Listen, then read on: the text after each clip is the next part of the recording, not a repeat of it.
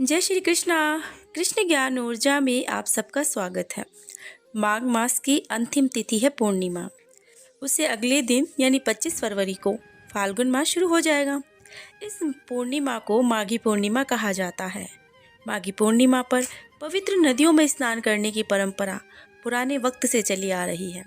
ऐसे में माघी पूर्णिमा की पौराणिक कथा, जिसको कि आज हम सुनेंगे। इस कथा को सुनने मात्र से ही सारे संकट स्वतः ही दूर हो जाते हैं। पूर्णिमा के दिन श्री हरि विष्णु जी पवित्र नदियों में निवास करते हैं। ऐसे में अगर आप पूरे माघ महीने के दौरान नदी में स्नान नहीं कर सकते हैं तो माघ पूर्णिमा पर स्नान जरूर करें। ऐसा करने से श्री हरि विष्णु प्रसन्न होते हैं और हमारे सभी पापों से, संकट से हमें मुक्ति दिलाते हैं। तो आइए सुनते हैं माघ पूर्णिमा की व्रत कथा को।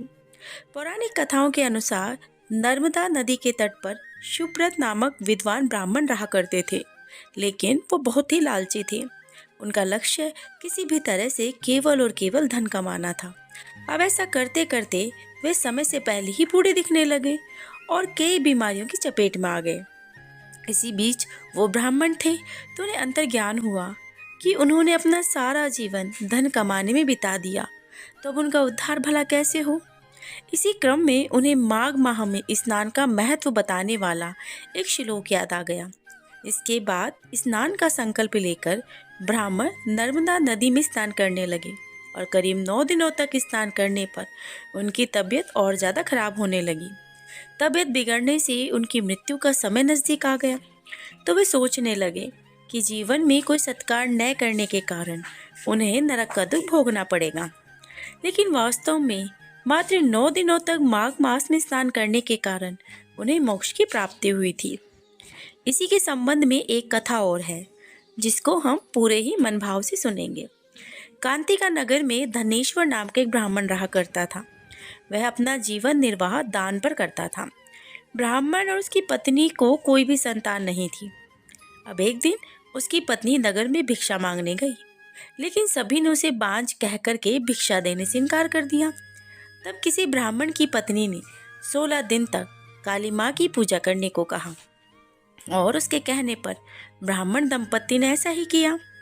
उनकी आराधना से प्रसन्न होकर माँ काली प्रकट हुई और ब्राह्मण की पत्नी को गर्भवती होने का वरदान दिया और कहा कि अपने सामर्थ्य के अनुसार तुम हर पूर्णिमा को एक दीपक जलाना और इस तरह हर पूर्णिमा के दिन एक दीपक बढ़ाती जाना जब तक कम से कम 32 दीपक ना हो जाए। ब्राह्मण ने अपनी पत्नी को पूजा के लिए पेड़ से कच्चा फल तोड़ कर दिया। उसकी पत्नी ने पूजा की और फलस्वरूप वह गर्भवती हो गई। वह प्रत्येक पूर्णिमा को माँ काली के कहे अनुसार दीपक जलाती रही। माँ काली की कृपा से उसके घर में एक पुत्र ने जन्म लिया, जिसका नाम उन्होंने देवदास रखा। अब जब देवदास बड़ा हुआ तो उसे अपने मामा के साथ पढ़ने के लिए काशी जी भेजा गया। वहाँ पर एक दुर्घटना घटी, जिसके कारण धोखे से देवदास का विवाह हो गया। देवदास ने कहा कि वे अल्पायु है, लेकिन फिर भी जबरन उसका विवाह करा दिया गया। कुछ समय बाद काल देवदास के प्राण लेने आए, लेकिन ब्राह्मण दंपत्ति ने पूर्णिमा का व्रत रखा हुआ था और इसीलिए काल भी उसका कुछ नहीं बिगाड़ पाए। तभी से कहा जाता है कि पूर्णिमा के दिन व्रत करने से सभी संकटों से मुक्ति मिलती है और सभी मनोकामनाएं पूरी होती हैं। मैं प्रभु भगवान से यही मनोकामना करूंगी कि आप सभी की जो भी इच्छाएं हों वो शीघ्र अतिशीघ्र पूर्ण हों और आप सभी स्वस्थ रहें और आप सभी श्री हरि विष्णु की आराधना अवश्य करें।